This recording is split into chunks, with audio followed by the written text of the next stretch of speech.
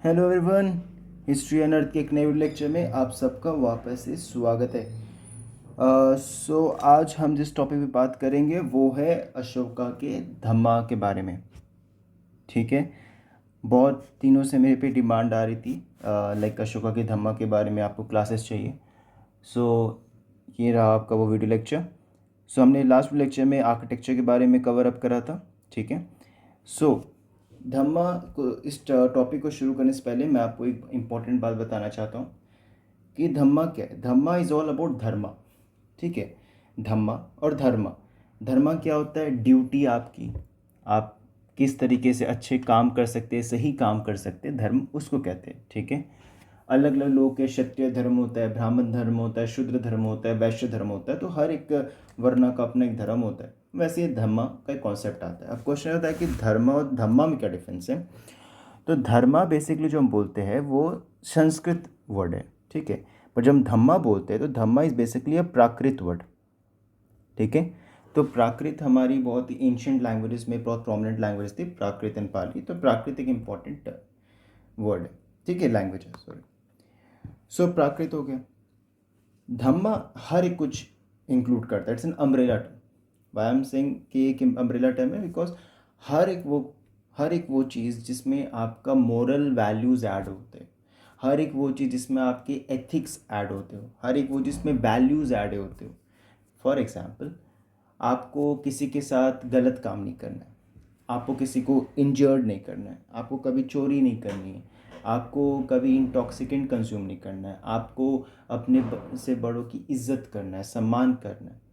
ठीक है, अपने छोटों की इज्जत करना है, सम्मान करना है, कभी जानवरों को या किसी भी पशु पक्षियों को हर्ट नहीं करना है, उनको मारना नहीं है।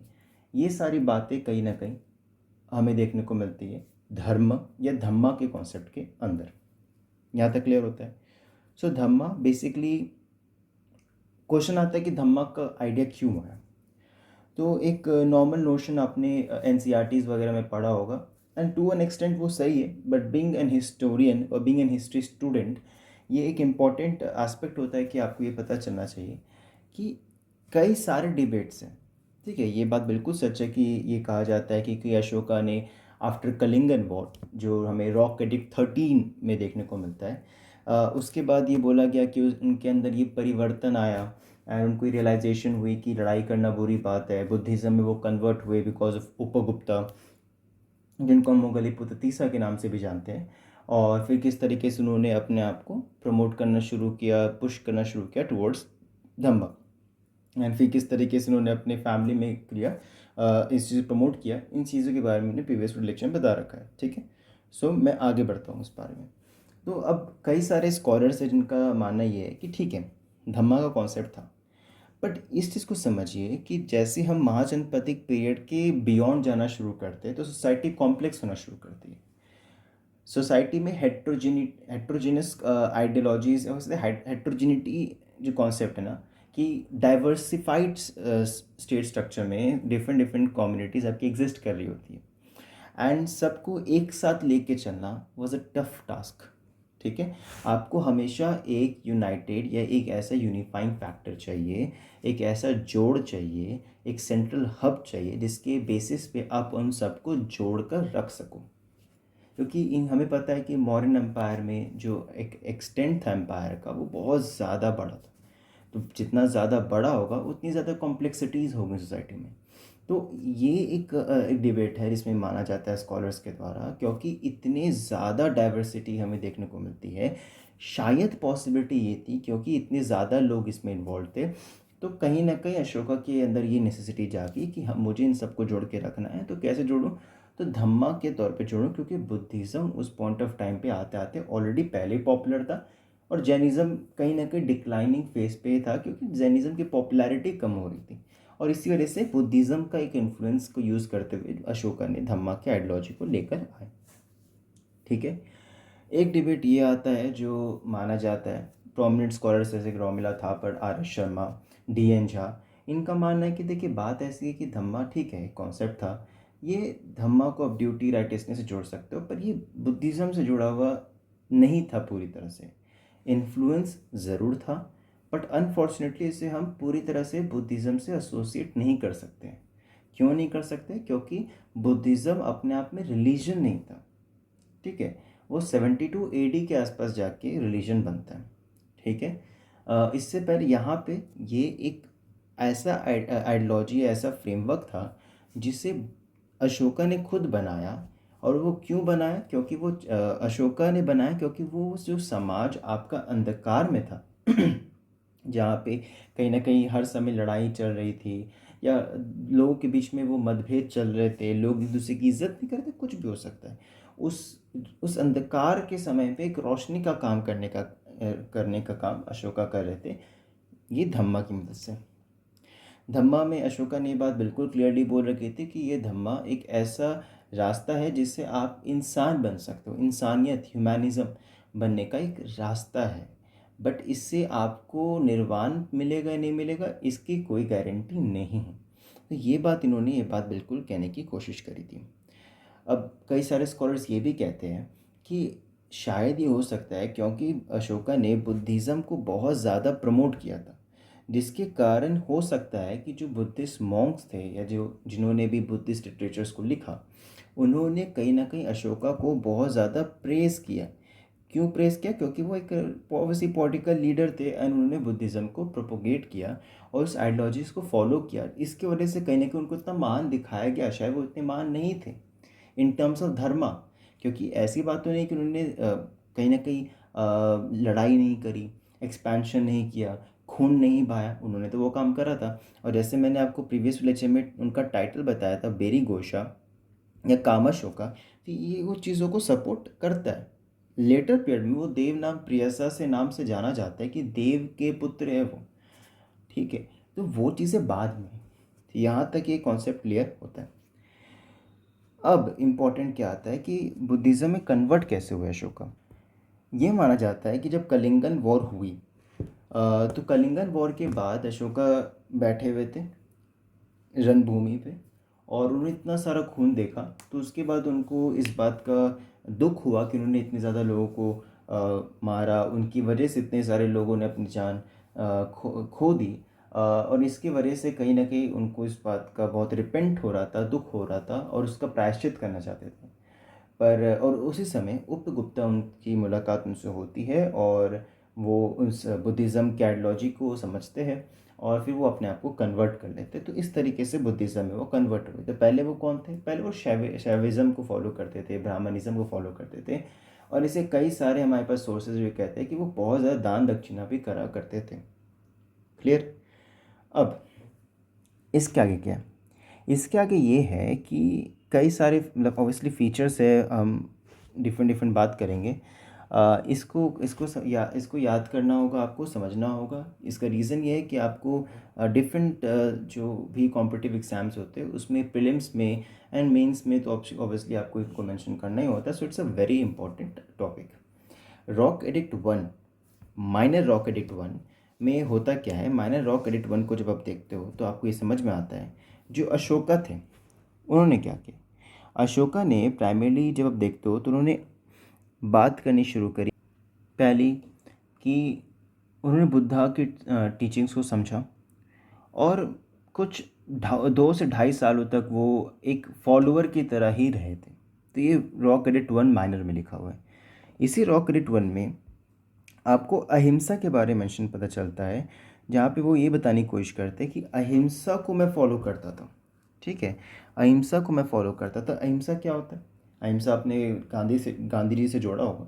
अहिंसा मतलब होता है कि मैं अब खून नहीं बहाऊंगा, मैं दूसरों को हर्ट नहीं करूंगा, मैं अगर मुझे कोई कुछ गलत बोल भी रहा है तो मैं उस पर रिएक्ट नहीं करूंगा। ये अहिंसा का कॉन्सेप्ट है। तो ये रॉक एडिक्ट 1 में हमें इनके रेफरेंसेस देखने को मिलते हैं, ठीक। माइनर रॉक एडिक्ट 3 जो हमें देखने मिलता है, ये बैराट से देखने मिला। बैराट का है, मध्य प्रदेश के रीजन के पास में है। और यहाँ पे हमें देखने मिलता है 3 रत्न, जिसमें बुद्धा, धम्मा और संघा, इसको प्रोफेस करते हुए अशोका को दिखाया गया है, बताया गया है।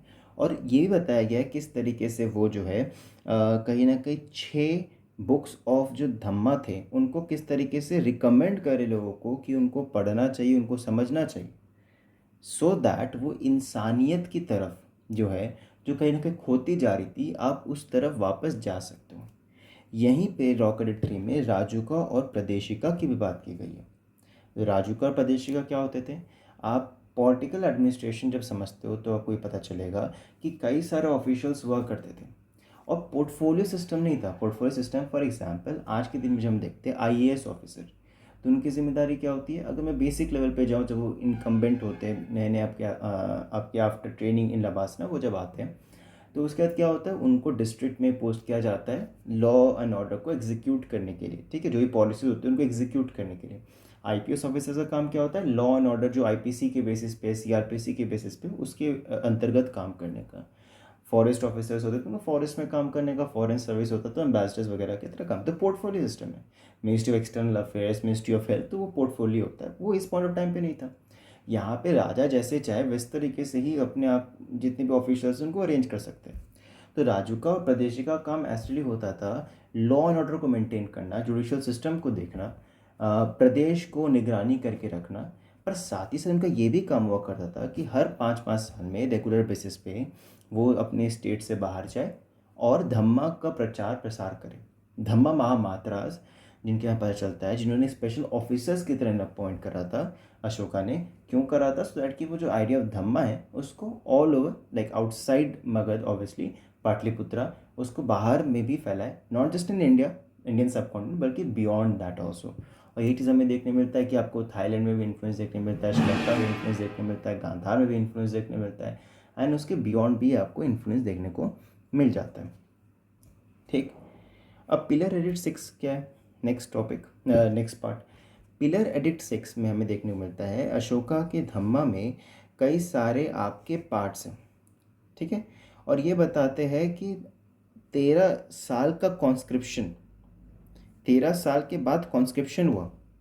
मतलब हमें ये देखने को मिलता है कि जब उनका राज अभिषेक हुआ उसके 13 साल बाद जाके उन्होंने कहीं ना कहीं जो धम्मा है उसको प्रचार प्रसार करना शुरू किया, 13 साल बाद। तो ये पिलर एडिक्ट 6 में देखने को मिलता है, ठीक है। फिर आता है रॉक एडिक्ट 11। तो रॉक एडिक्ट 11 में क्या है? ठीक है,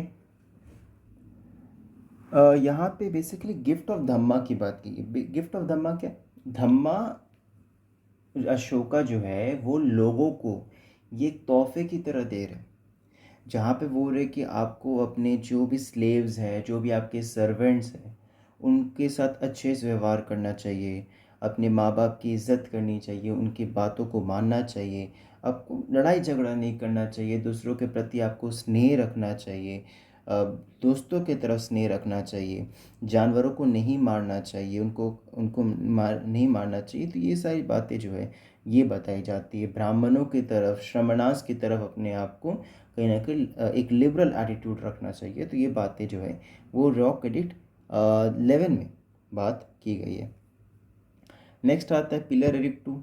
पिलर एडिक्ट 2 में ये बताते हैं कि आपको अपने पापों को कम करना चाहिए, अच्छे काम करना चाहिए, कंपैशन रखना चाहिए, लिबर्टी लिबरल एटीट्यूड रखना चाहिए, अपने मन को साफ रखना चाहिए, सच बोलना चाहिए। ये कुछ ना कुछ आइडियाज़ है पिलर एडिक्ट 2 में लिखा गया है, ठीक है।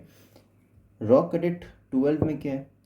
तो रॉक एडिक्ट 12 में बोला जाता है कि आपको बेसिकली उन्होंने सबसे रिक्वेस्ट करी कि आपको धम्मा की रिस्पेक्ट करनी चाहिए, कंपैशनेट होनी चाहिए, और कहीं ना कहीं क्रिटिसिज्म नहीं करना चाहिए, खुद की प्रेज़ नहीं करना चाहिए। ये कुछ आइडियाज़ अगर आप देखोगे तो ये आइडियाज़ आपको जैनिज़्म पे इन्फ्लुएंस देखने मिलेगा और बुद्धिज़्म का भी इन्फ्लुएंस आपको देखने मिलेगा। मैंने वीडियो लेक्चर्स में बता रखा है आपको।